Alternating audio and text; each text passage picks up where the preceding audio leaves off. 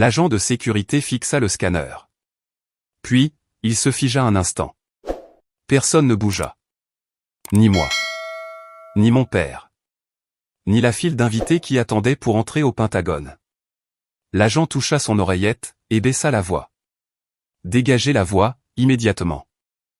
3 autres membres du personnel de sécurité apparurent, presque aussitôt. L'atmosphère détendue s'évanouit. Les conversations autour de nous cessèrent. Les gens s'écartèrent. Mon père cligna des yeux à 2 reprises, comme s'il pensait avoir mal compris ce qu'il venait d'entendre. Je ne dis pas un mot. Je repris simplement ma carte d'identité, et je la glissai dans mon sac à main. L'agent se redressa. Madame, on vous attend à l'étage. Mon père regarda l'agent, puis me regarda, et fit l'aller-retour. Pour la première fois de ma vie, il avait l'air sincèrement confus. Non pas en colère, ni méprisant, mais vraiment confus. Et si l'on m'avait dit, 30 ans plus tôt, que ce serait le moment qui changerait tout entre nous, je ne l'aurais jamais cru.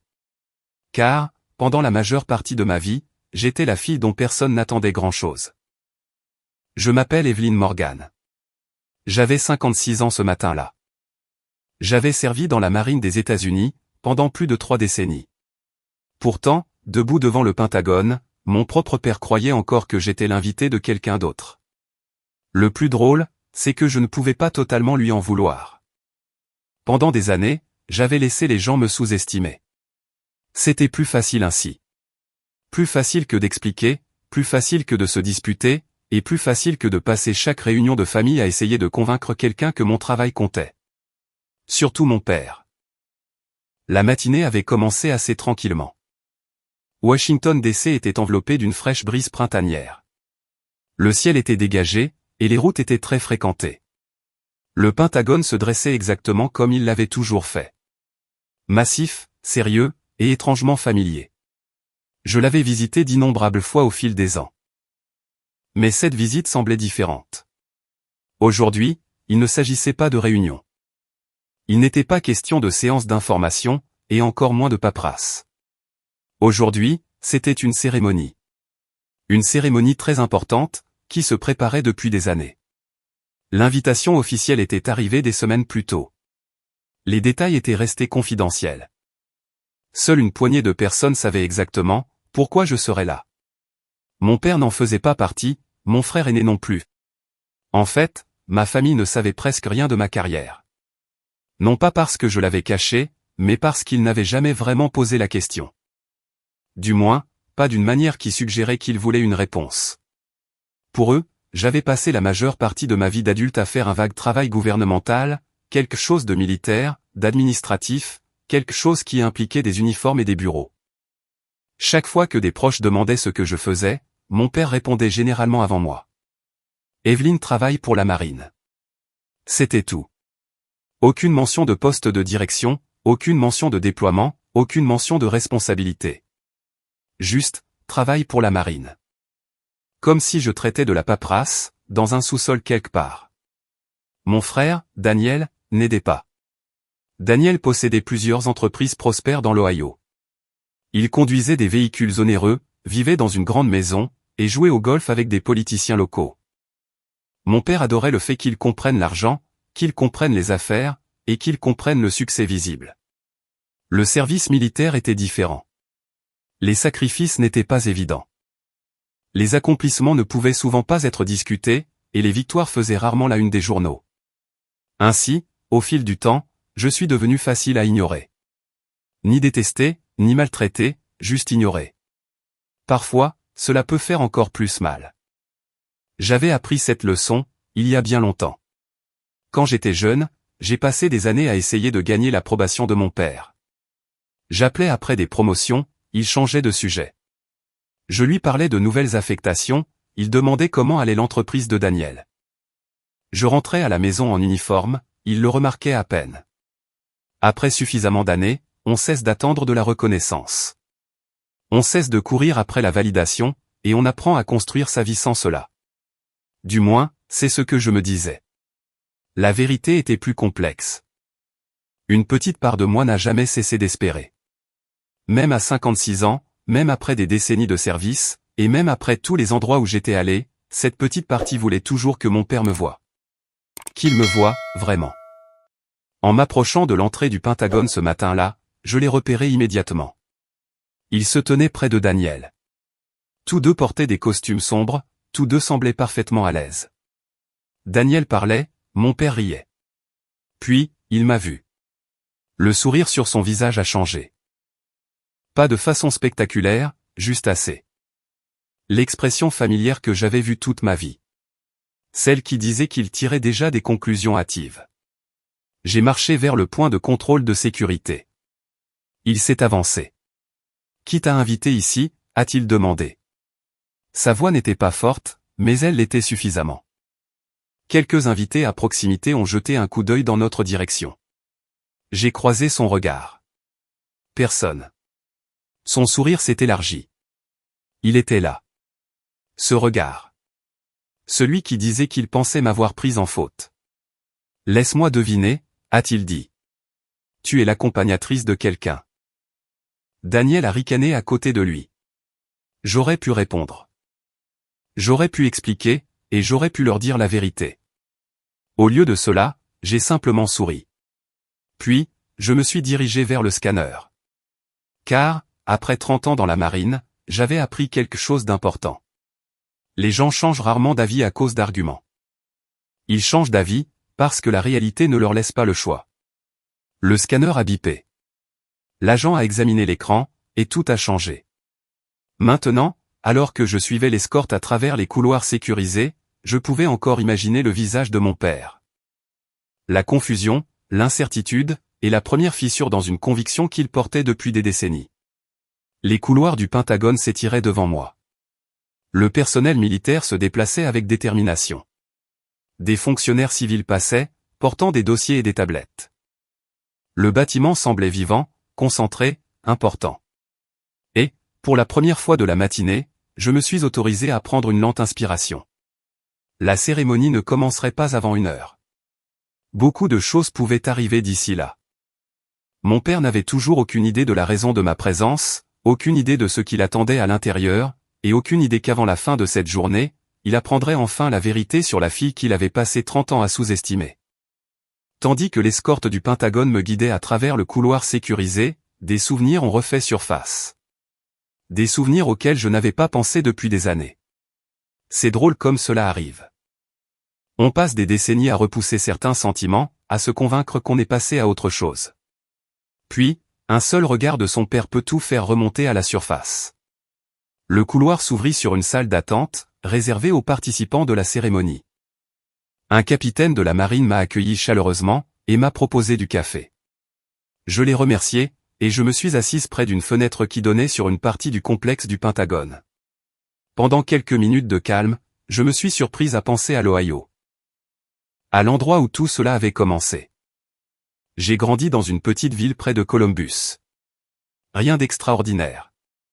Des rues bordées d'arbres, des matchs de football le vendredi soir, l'église le dimanche, et des voisins qui connaissaient le nom de chacun.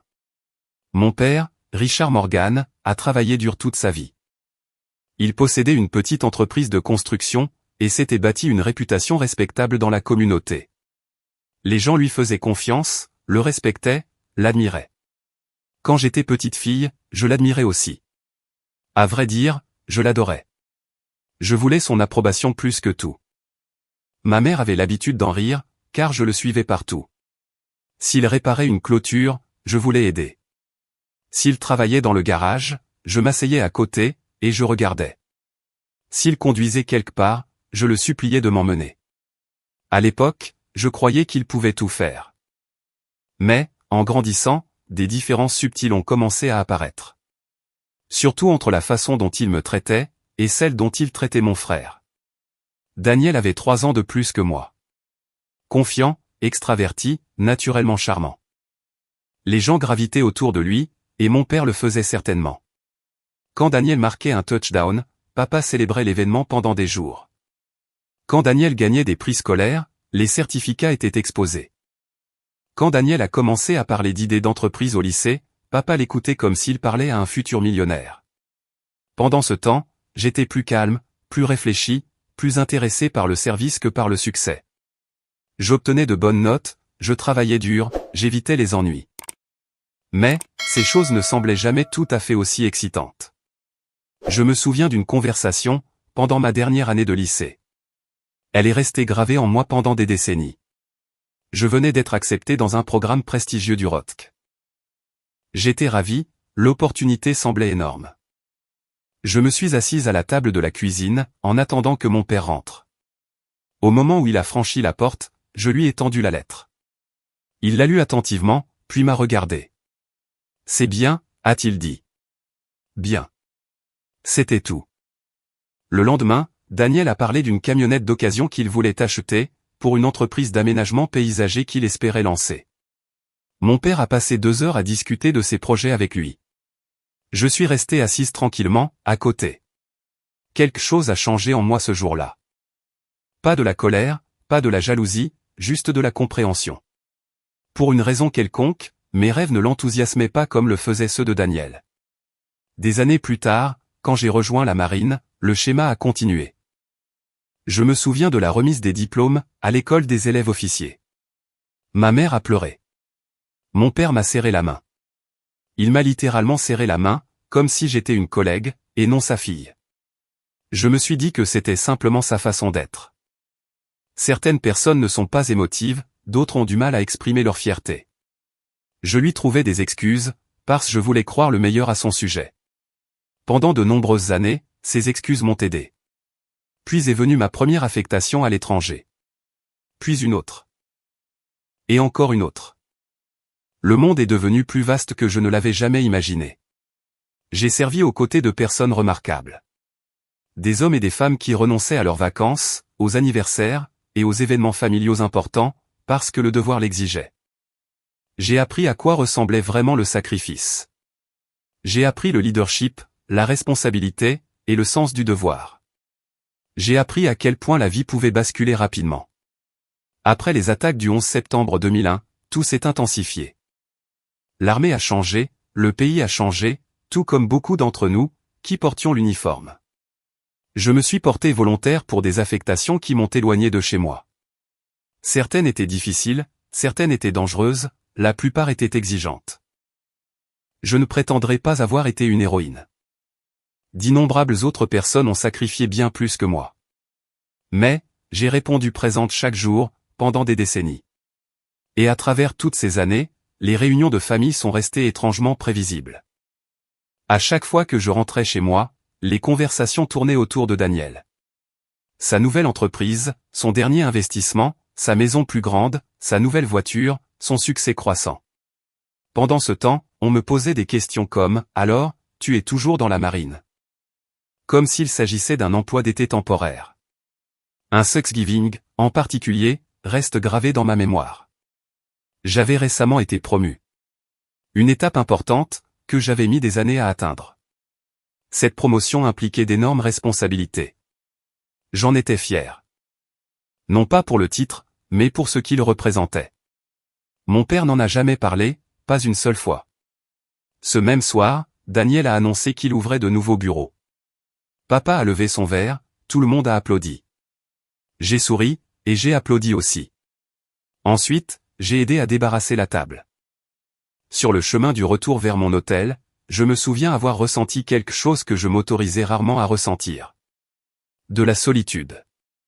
Non pas parce que j'étais physiquement seul, mais parce que je me sentais invisible. Ce sentiment m'a poursuivi pendant des années. Pourtant, je n'ai jamais cessé d'être présente. Anniversaire, Noël, réunion de famille, fête de départ à la retraite. J'y assistais chaque fois que le devoir me le permettait. Et à chaque fois, j'espérais que les choses seraient différentes. Parfois, elles l'étaient, pendant quelques minutes. Puis, les conversations dérivaient de nouveau vers Daniel, vers les affaires, vers l'argent, vers les choses que mon père comprenait le mieux. Finalement, j'ai cessé d'attendre de la reconnaissance. Ou, du moins, c'est ce que je croyais. On frappa doucement à la porte, interrompant mes pensées. Le capitaine du Pentagone entra dans la salle d'attente. « Madame, ils seront bientôt prêts pour vous. » J'ai hoché la tête. « Merci. » Après son départ, j'ai baissé les yeux sur mon téléphone. Il y avait un SMS de ma mère. Une seule phrase, ton père est très confus. Je n'ai pas pu m'empêcher de sourire. Pour la première fois depuis des années, la confusion pourrait bien s'avérer utile. Car, dans moins d'une heure, mon père entendrait des choses qu'il n'avait jamais entendues auparavant. Pas des secrets, ni des informations classifiées, juste la vérité. La vérité sur là où j'étais allé, ce que j'avais fait, et qui j'étais devenu. Pendant qu'il était occupé à regarder ailleurs. À l'extérieur de la salle d'attente, les préparatifs de la cérémonie se poursuivaient. Les invités arrivaient, les officiels se rassemblaient. Les chefs militaires prenaient place. Et, quelque part à l'intérieur du Pentagone, un livret de programme contenait déjà mon nom. Mon père ne l'avait tout simplement pas encore vu. La porte de la salle d'attente s'ouvrit précisément à 10 heures. Une assistante civile entra, et sourit.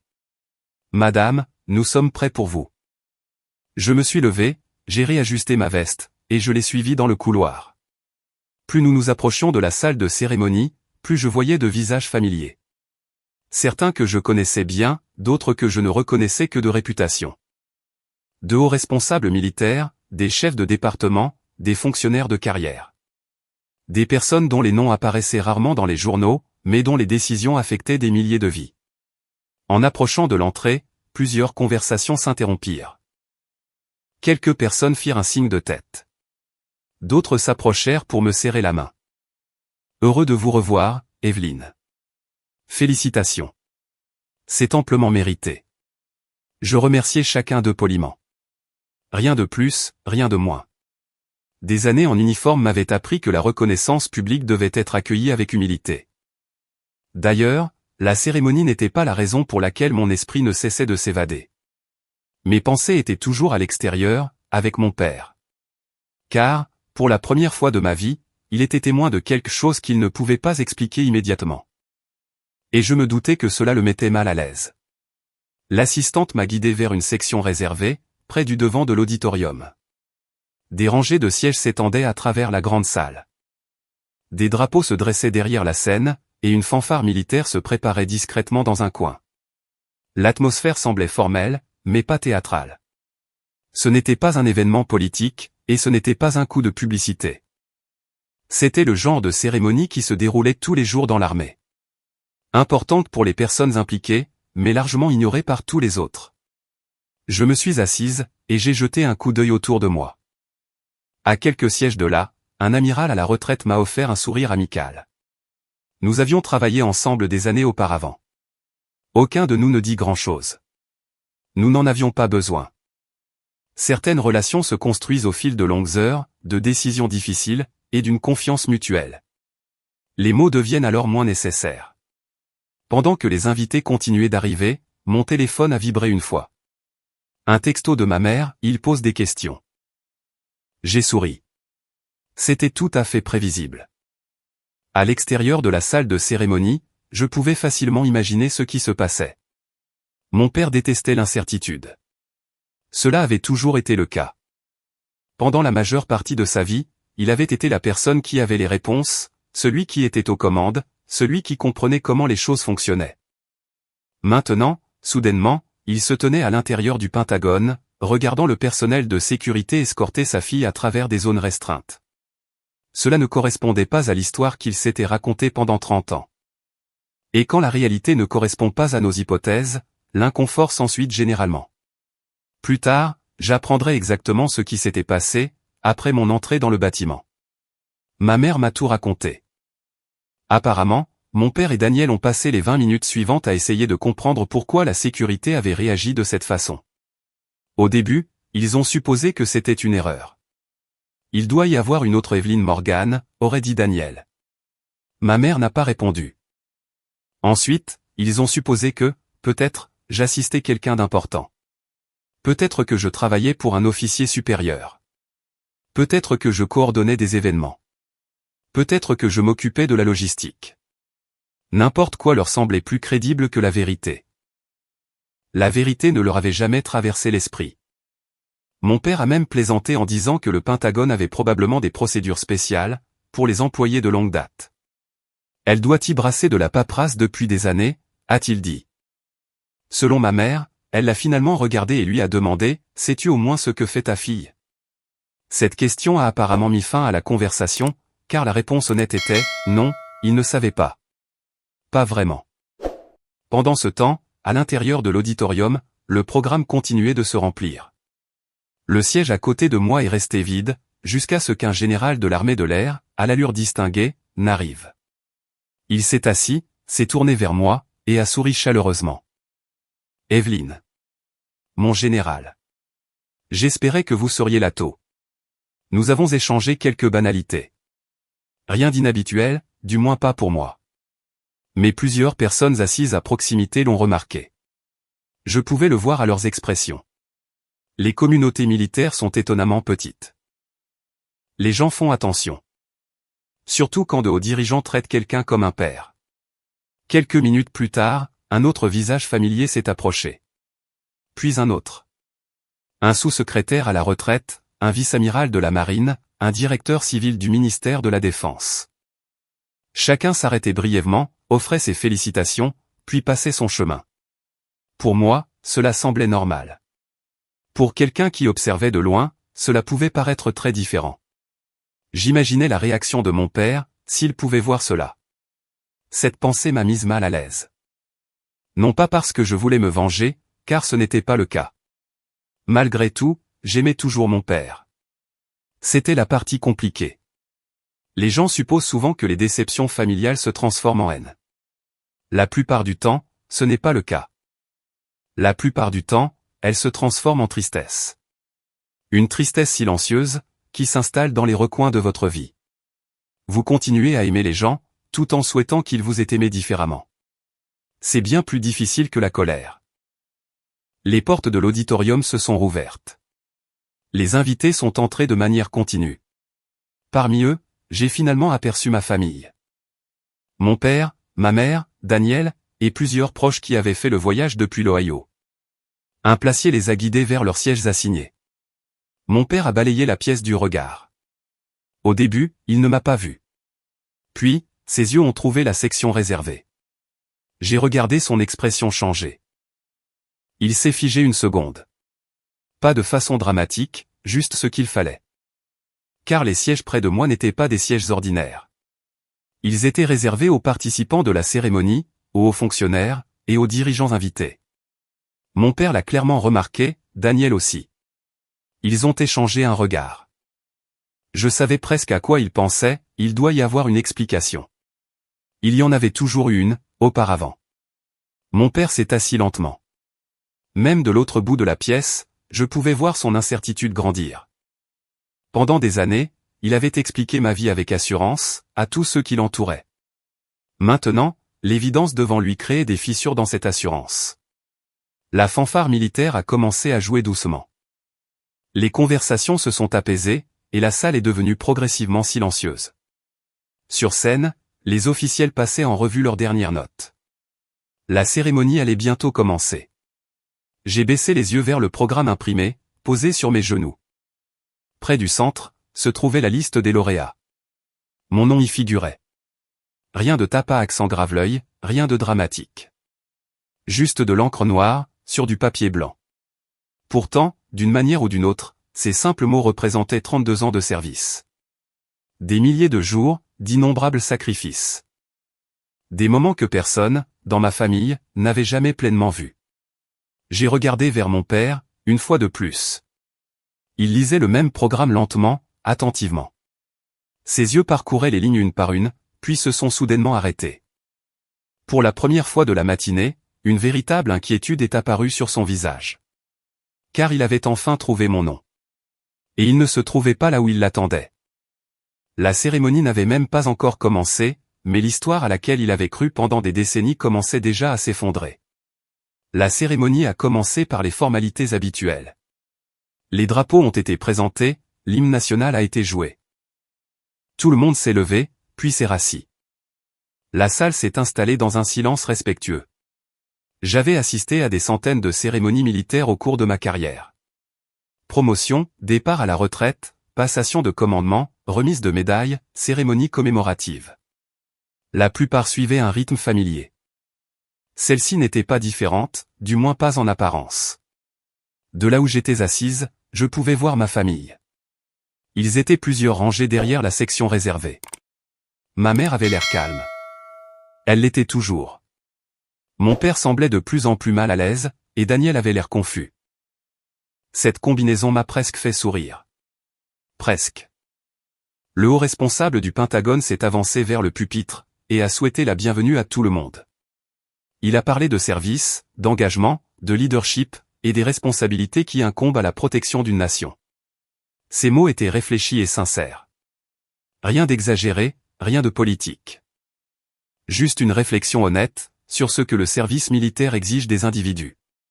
Pendant qu'il parlait, je me suis surprise à penser à tous les hommes et femmes, à côté desquels j'avais travaillé au fil des ans. Certains avaient pris leur retraite, d'autres étaient passés à des carrières civiles. Certains n'étaient plus parmi nous. J'ai pensé aux nuits tardives, aux longs déploiements, aux anniversaires de mariage manqués, aux anniversaires manqués, aux enterrements manqués. Les sacrifices apparaissaient rarement dans les citations officielles, mais ils étaient réels. Très réels. L'officiel a poursuivi. Plusieurs prix ont d'abord été décernés. Des individus sont montés sur scène, les familles ont applaudi, des photos ont été prises. Puis, le programme est arrivé à la section que j'attendais. La salle est devenue plus silencieuse. L'officiel a baissé les yeux vers ses notes. Cette prochaine reconnaissance honore une personne, dont les contributions ont eu un impact durable à travers de multiples commandements, de multiples administrations, et de multiples générations de dirigeants militaires. J'ai senti les battements de mon cœur ralentir. Non pas s'accélérer, mais ralentir. Cet étrange calme qui s'installe, lorsqu'un moment que vous avez anticipé pendant des années arrive enfin. L'officiel a continué sa lecture. La récipiendaire a consacré plus de 3 décennies à la marine des États-Unis, et au ministère de la Défense. Mon père s'est redressé sur sa chaise. Je l'ai remarqué immédiatement, ma mère aussi. Ses yeux se sont dirigés vers la scène, puis vers le programme, puis de nouveau vers la scène. Son travail a influencé la préparation stratégique, le développement du leadership, et l'efficacité opérationnelle à travers toute la flotte. La salle est restée silencieuse. Chaque mot semblait suspendu en l'air. Son engagement envers le service a façonné d'innombrables carrières, et renforcé les institutions qu'on lui a confiées. J'ai entendu quelqu'un bouger sur son siège, tout près. Une toux quelque part au fond, puis de nouveau le silence. L'officiel a souri. C'est un privilège pour moi de reconnaître le contre-amiral Evelyn Morgan. Pendant un instant, personne n'a bougé. Du moins, c'est ce qu'il m'a semblé. Puis, la salle a éclaté en applaudissements. Je me suis levé. Le son est devenu plus fort, beaucoup plus fort. Les gens se sont levés de leur siège. Pas tout le monde, mais beaucoup. Assez pour que je me sente immédiatement embarrassé. Je n'ai jamais été à l'aise pour être le centre de l'attention. La culture militaire a tendance à décourager cela. Vous apprenez à vous concentrer sur la mission, plutôt que sur vous-même. Pourtant, j'étais là, debout. J'écoutais les applaudissements, en essayant de ne pas penser au fait que mon père était témoin de tout cela. En me dirigeant vers la scène, j'ai jeté un bref coup d'œil dans sa direction. L'expression sur son visage est quelque chose que je n'oublierai jamais. Ce n'était plus du choc, ce n'était plus de la confusion. C'était une prise de conscience. Le genre qui arrive d'un seul coup.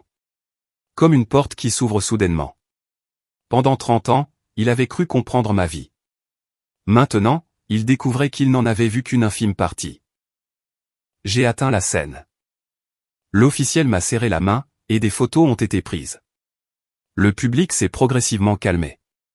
Puis est venue la citation. La partie qui a tout changé. L'officiel a commencé à lire les faits marquants de ma carrière. Les affectations, les rôles de direction, les initiatives stratégiques. Les programmes que j'avais aidé à construire, les équipes que j'avais dirigées, les organisations que j'avais servies. Les mots en eux-mêmes n'étaient pas dramatiques. Mais, ensemble, ils peignaient un tableau que ma famille n'avait jamais vu. Une carrière. Une vraie carrière, pleine de sens. Pas un vague emploi gouvernemental, pas du travail administratif pour s'occuper, pas le rôle de soutien de quelqu'un d'autre. La mienne. Des années d'efforts. Des années de responsabilité. des années de sacrifice. Alors que la citation se poursuivait, j'ai remarqué que mon père ne clignait pas beaucoup des yeux. Il fixait la scène, comme s'il avait peur de rater quelque chose. Les détails semblaient le frapper les uns après les autres. Les déploiements, les nominations à des postes de direction, les responsabilités au niveau national, les récompenses, la reconnaissance. Chaque fait remettait en question une hypothèse, qu'il portait depuis des décennies. Et, peut-être, la réalisation la plus dure de toutes fut celle-ci, rien de tout cela ne s'était produit du jour au lendemain. Rien de tout cela n'était récent. Ces réalisations représentaient des années, parfois des décennies. Ce qui signifiait que la vérité avait toujours été là. Il n'avait simplement pas regardé d'assez près pour la voir. La citation s'est finalement conclue. Le public a de nouveau applaudi. J'ai accepté la reconnaissance, et je me suis éloigné du pupitre. Puis, quelque chose d'inattendu s'est produit. L'officiel a souri et a dit, « Amiral, souhaiteriez-vous dire quelques mots ?» Je n'avais pas préparé de discours, du moins pas un discours formel. Malgré tout, je me suis avancé. La salle est devenue silencieuse. J'ai regardé le public, les collègues, les amis, les dirigeants, la famille. Puis, j'ai pris la parole. J'ai passé la majeure partie de ma carrière à travailler aux côtés de personnes qui reçoivent rarement une reconnaissance publique. La salle écoutait. J'ai appris que le service n'est pas une question de titre. Ce n'est pas une question de récompense. Ce n'est pas une question d'applaudissement. J'ai fait une pause. Il s'agit d'être présent chaque jour, et de faire le travail qu'on vous a confié. Quelques têtes ont hoché en signe d'approbation. J'ai continué. Aucun accomplissement n'appartient à une seule personne. Chaque succès de ma carrière est arrivé, parce que d'autres m'ont enseigné, m'ont fait confiance, m'ont mis au défi, et m'ont soutenu. Mes yeux ont brièvement dérivé vers ma famille. Pas assez longtemps pour que quiconque d'autre le remarque, juste assez longtemps pour moi. Et pour cela, je serai toujours reconnaissante. Les applaudissements qui ont suivi m'ont semblé plus chaleureux qu'auparavant, plus personnels. Je me suis éloigné du microphone. La cérémonie s'est poursuivie, mais l'attention de mon père ne m'a jamais quitté. Pas une seule fois. Car quelque chose avait changé. La fille qu'il pensait connaître ne correspondait plus à la femme qui se tenait devant lui. Et, pour la première fois de sa vie, il commençait à comprendre à quel point il était passé à côté de l'essentiel. La cérémonie s'est terminée juste avant midi. Les gens ont commencé à se lever. Les programmes ont été pliés, les conversations ont repris. Les officiers militaires se sont serrés la main, et ont échangé des félicitations. Les invités se sont lentement dirigés vers la zone de réception, à l'extérieur de l'auditorium. Pendant quelques minutes, je suis resté là où j'étais. Non pas parce que je voulais de l'attention. En fait, c'était le contraire. J'avais besoin d'un moment pour respirer. La matinée avait été émotionnellement épuisante, d'une manière à laquelle je ne m'attendais pas. La reconnaissance ne m'avait jamais dérangé. La famille, si. La famille, toujours. Un amiral à la retraite s'est arrêté pour me féliciter. Puis un directeur civil, puis 2 officiers que j'avais encadrés des années plus tôt. Chaque conversation fut gentille, brève et respectueuse. Finalement, la foule a commencé à se clairsemer, et c'est là que je les ai vus. Ma famille, debout près du fond de la salle, qui attendait. Ma mère avait l'air émue. Daniel avait l'air mal à l'aise. Mon père avait l'air plus vieux. Pas physiquement. Juste plus lourd, d'une certaine manière. Comme si la matinée avait placé un poids sur ses épaules. Pendant une seconde, personne n'a bougé. Puis, ma mère s'est avancée la première. Elle a passé ses bras autour de moi. « Je suis fier de toi », a-t-elle chuchoté. Des mots simples, pourtant ils portaient plus de sens qu'elle ne le réalisait probablement. Je lui ai rendu son étreinte. « Merci, maman. » Quand nous nous sommes séparés, Daniel s'est avancé. Pour une fois, il n'avait pas de blague toute prête. Pas de commentaires intelligents, pas de confiance désinvolte, juste de l'honnêteté. Waouh. J'ai ri doucement. C'est tout ce que tu trouves à dire? Il a secoué la tête. Non. Il a baissé les yeux brièvement, puis m'a regardé à nouveau. Je n'en avais aucune idée. Il n'y avait aucun sarcasme dans sa voix, aucun ressentiment, juste une surprise sincère. J'ai hoché la tête. La plupart des gens ne le savaient pas, Daniel a poussé un long soupir. Je suppose que j'aurais dû poser plus de questions. Peut-être. La vérité, c'est que Daniel n'avait jamais été intentionnellement cruel. Égocentrique parfois, bien sûr. Inconscient, certainement, mais pas cruel. Mon père était différent. Non pas parce que c'était un homme mauvais. Mais parce que sa déception avait plus de poids. Son approbation en avait toujours eu. Et maintenant, il se tenait à quelques pas de là, me regardant comme s'il ne savait pas très bien par où commencer. Finalement, il a parlé. Evelyne. Juste mon nom, rien d'autre. J'ai attendu. Il a dégluti difficilement, puis a regardé autour de lui dans l'auditorium presque vide. Les drapeaux, la scène, les gens qui s'arrêtaient encore pour me saluer. Ses yeux sont revenus vers les miens. Je ne savais pas, les mots sont sortis doucement, presque fragiles. Pendant un moment, je n'ai rien dit. Car la vérité était compliquée. Une partie de moi voulait accepter les excuses immédiatement. Une autre partie voulait lui poser une centaine de questions. Pourquoi ne le savais-tu pas? Pourquoi n'as-tu pas demandé? Pourquoi n'as-tu pas écouté? Pourquoi le succès des autres était-il plus facile à voir, pour toi, que le mien? Ces questions avaient vécu en moi pendant des années. Mais, en me tenant là, à regarder mon père de 78 ans, elles ont soudainement semblé moins importantes. Non pas sans importance, juste moins importantes. Car je pouvais déjà voir les réponses sur son visage. Du regret. Un vrai regret. Et le regret est une chose douloureuse, surtout lorsqu'il arrive tardivement. Je sais, ai-je dit. Il a hoché la tête lentement. Puis, il s'est passé quelque chose à laquelle je ne m'attendais pas du tout. Mon père s'est excusé. Pas le genre d'excuse que les gens offrent, pour mettre fin à une conversation inconfortable. Pas le genre qui rejette la faute. De vraies excuses. J'aurais dû faire attention. Les mots sont venus avec prudence. J'aurais dû écouter davantage. Sa voix a légèrement tremblé. Je croyais savoir à quoi ressemblait ta vie. Il a secoué la tête. Ce n'était pas le cas. La pièce a semblé étrangement silencieuse. Daniel a détourné le regard, ma mère a essuyé ses yeux. Je suis resté là, simplement à écouter. Car, pendant des années, c'était tout ce que je voulais. Pas des louanges, pas de la reconnaissance, pas même de l'approbation. Juste de l'honnêteté. Mon père a pris une profonde inspiration. Quand tu étais plus jeune, j'ai toujours pensé que le succès avait une certaine apparence. Je savais déjà ce qu'il voulait dire. L'argent, les affaires, la visibilité. Les choses qu'il comprenait, les choses que Daniel représentait. Il a continué, je pouvais voir le succès de Daniel.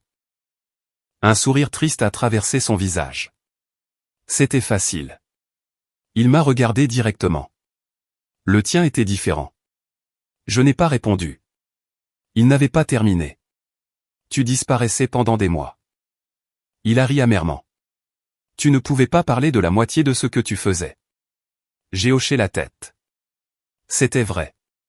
De nombreuses affectations étaient soumises à des restrictions. Parfois, je ne pouvais pas discuter des détails, même avec ma famille. Il est devenu plus facile de supposer que tu faisais la même chose que ce que tu avais toujours fait. Il a de nouveau regardé autour de lui. Et aujourd'hui, j'ai réalisé à quel point j'avais tort. Pendant quelques secondes, aucun de nous n'a parlé. Puis, il m'a demandé quelque chose qui m'a surprise. Y a-t-il eu d'autres cérémonies? J'ai cligné des yeux. Quoi? Des promotions?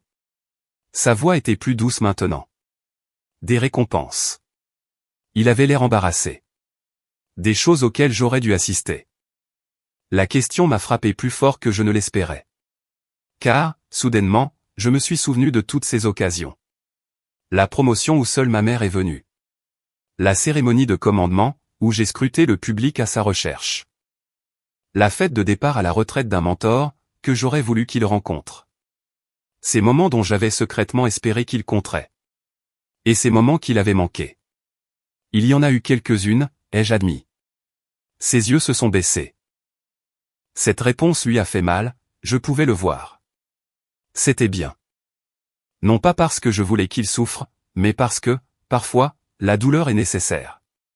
Parfois, c'est le prix de la compréhension. Un long silence a suivi. Puis, mon père a relevé les yeux. Je ne peux rien changer à tout cela. Non, j'aimerais pouvoir le faire. Pour la première fois de la journée, j'ai souri. Je sais. Et je le savais vraiment. C'est ce qui a fait la différence. Des années plus tôt, j'aurais pu douter de lui. Plus maintenant. Les gens peuvent cacher beaucoup de choses, mais le regret sincère n'en fait pas partie. Finalement, la conversation a changé de sujet, la tension s'est apaisée. Nous avons marché ensemble vers la zone de réception.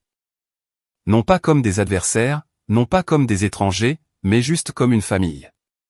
Une famille endommagée, une famille imparfaite, mais une famille néanmoins. Alors que nous avancions dans le couloir, plusieurs personnes se sont arrêtées pour me parler. Mon père a observé chaque interaction attentivement. Non pas avec de la jalousie, ni avec de la confusion, mais avec curiosité. Pour peut-être la première fois de sa vie, il voulait apprendre qui était réellement sa fille. Et, curieusement, cela comptait plus que la récompense elle-même. Car toute la matinée, j'avais imaginé une sorte de vengeance. Pas une humiliation publique, pas un triomphe. Juste une justification, une preuve. Pourtant, debout à côté de mon père, j'ai réalisé quelque chose. La meilleure vengeance n'était pas de le rabaisser. La meilleure vengeance était de devenir quelqu'un qu'il ne pourrait plus ignorer. Et la plus grande victoire n'était pas de lui prouver qu'il avait tort. C'était de lui donner la chance de voir enfin la vérité. 3 semaines après la cérémonie, mon père m'a appelé. Pas un texto, pas un message transmis par ma mère. Un véritable appel téléphonique. Cela seul était inhabituel. Pendant la majeure partie de ma vie d'adulte, nos conversations avaient été brèves, polies et prévisibles. Le genre de conversation que les gens ont, lorsqu'ils tiennent l'un à l'autre, mais ne savent pas vraiment comment se rapprocher. Quand j'ai décroché, il y a eu un long silence. Puis, il a dit quelque chose qui aurait semblé ordinaire à n'importe qui d'autre. « As-tu le temps de déjeuner ?» J'ai souri. Bien sûr. Ce simple déjeuner est devenu le début de quelque chose que ni l'un ni l'autre de nous n'attendait. Nous nous sommes retrouvés dans un petit restaurant, à mi-chemin entre nos maisons. Rien de chic. Le genre d'endroit où des vétérans à la retraite buvaient du café pendant des heures, et où tout le monde semblait connaître la serveuse par son prénom. Mon père est arrivé en avance.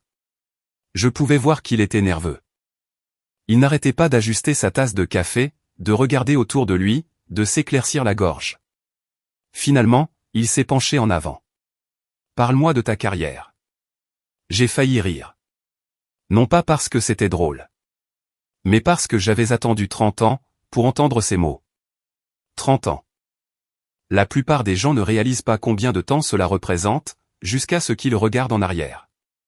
30 ans de fêtes, d'anniversaires, de promotions, de défis, de victoires, d'échecs. 30 ans de vie. Et maintenant, mon père voulait en entendre parler. Alors je lui ai raconté. Pas tout, bien sûr. Certaines histoires appartiennent à d'autres personnes. Certaines sont restées confidentielles, mais j'ai partagé ce que je pouvais. Les endroits où j'avais servi, les dirigeants avec lesquels j'avais travaillé, les leçons que j'avais apprises, les erreurs que j'avais commises. Les personnes qui m'ont façonné, les mentors qui m'ont guidé, les marins qui m'ont inspiré. Pendant près de 2 heures, il a écouté. Vraiment écouté. Il a posé des questions de relance. Le genre de questions que les gens posent, quand ils se soucient sincèrement des réponses. À la fin du déjeuner, quelque chose avait changé. Pas de façon spectaculaire, ni par magie. Les relations ne guérissent pas de cette façon. Mais, une porte s'était ouverte, et aucun de nous ne voulait la refermer. Au cours des semaines suivantes, ces conversations se sont poursuivies. Parfois par téléphone, parfois en personne. Pour la première fois depuis des années, mon père semblait intéressé à comprendre, plutôt qu'à supposer. Un après-midi, il a demandé à voir de vieilles photographies. J'ai apporté plusieurs albums. Des photos de déploiement, de cérémonies de commandement, de fêtes de départ à la retraite, d'exercices d'entraînement. Il a étudié chaque image attentivement. À un moment donné, il a pris une photographie, prise près de 15 ans plus tôt. Je me tenais aux côtés d'un groupe de marins, après un accomplissement majeur. Tout le monde sur la photo souriait. Mon père l'a fixé pendant un long moment. Puis il a dit doucement, « Tu as l'air heureuse. » J'ai hoché la tête. Je l'étais. Il a continué à regarder la photo. Je n'ai jamais vu tout ça. Non. Il a secoué la tête lentement. J'ai raté beaucoup de choses. Il n'y avait pas grand-chose que je puisse répondre à cela. Car il avait raison. Il avait raté beaucoup de choses. Et moi aussi. Cette réalisation nous a fait mal à tous les deux. Pourtant, d'une certaine manière, elle nous a aussi rapprochés. Reconnaître cette perte nous a permis d'arrêter de prétendre qu'elle ne s'était jamais produite. Avec l'arrivée de l'été, notre famille s'est réunie pour un barbecue chez mes parents. Rien de spécial. Juste des hamburgers, des hot dogs, de la salade de pommes de terre, et des petits-enfants courant dans le jardin. Le genre d'après-midi dont des millions de familles américaines profitent chaque année. Pas d'uniforme, pas de discours, pas de Pentagone, pas de récompense. Juste la famille. Exactement comme cela devrait être. À un moment, je suis entré dans la maison, pour remplir un pichet de thé glacé. En traversant la cuisine, j'ai entendu des voix venant du salon. Mon père parlait à deux de mes petits-enfants. Je me suis arrêté quand j'ai entendu mon nom. Non pas parce que j'avais l'intention d'écouter aux portes, mais parce que quelque chose dans son ton a attiré mon attention. L'un des enfants avait apparemment posé une question sur une photo, exposée sur l'étagère. Une photo récente, de la cérémonie au Pentagone. Mon père l'a prise en main. Puis il a dit quelque chose, que je n'oublierai jamais. Votre grand-mère a passé plus de 30 ans à servir ce pays. Sa voix portait une fierté discrète. Le genre de fierté que je voulais entendre, depuis mon enfance. Les enfants écoutaient attentivement.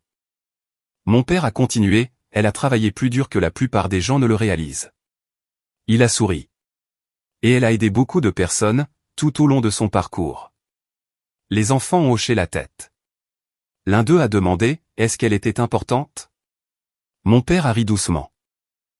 Puis est venue la réponse. La réponse qui signifiait plus pour moi, que n'importe quelle récompense. Oui. Une brève pause a suivi. Mais, pas à cause de son grade. Il a baissé les yeux sur la photo. Parce qu'elle était présente tous les jours, et qu'elle a fait son travail de la bonne manière. Je suis resté là, silencieusement, tenant mon pichet de thé, en essayant de ne pas pleurer. Car après toutes ces années de déception, après toutes ces années de malentendus, après toutes ces années à me sentir invisible, mon père avait enfin compris. Pas parfaitement, pas complètement, mais suffisamment. Et, parfois, suffisamment, c'est un miracle. Plus tard dans la soirée, alors que le soleil commençait à se coucher, nous nous sommes assis ensemble sur la véranda arrière. Les petits-enfants jouaient dans le jardin. Des lucioles scintillaient au loin. L'air était chaud et paisible. Mon père a regardé à travers la pelouse. Tu sais, a-t-il dit doucement, je pensais que le succès était quelque chose que les gens pouvaient voir. J'écoutais. Il a souri tristement. J'avais tort. Je n'ai pas répondu immédiatement. Puis j'ai dit, nous nous trompons tous sur certaines choses. Il a hoché la tête. Ouais. Après un moment, il a ajouté, merci de m'avoir donné une autre chance. Je l'ai regardé. L'homme qui m'avait déçu. L'homme qui m'avait façonné. L'homme qui avait enfin trouvé le courage d'admettre ses erreurs. Et j'ai réalisé quelque chose. Le pardon n'efface pas le passé.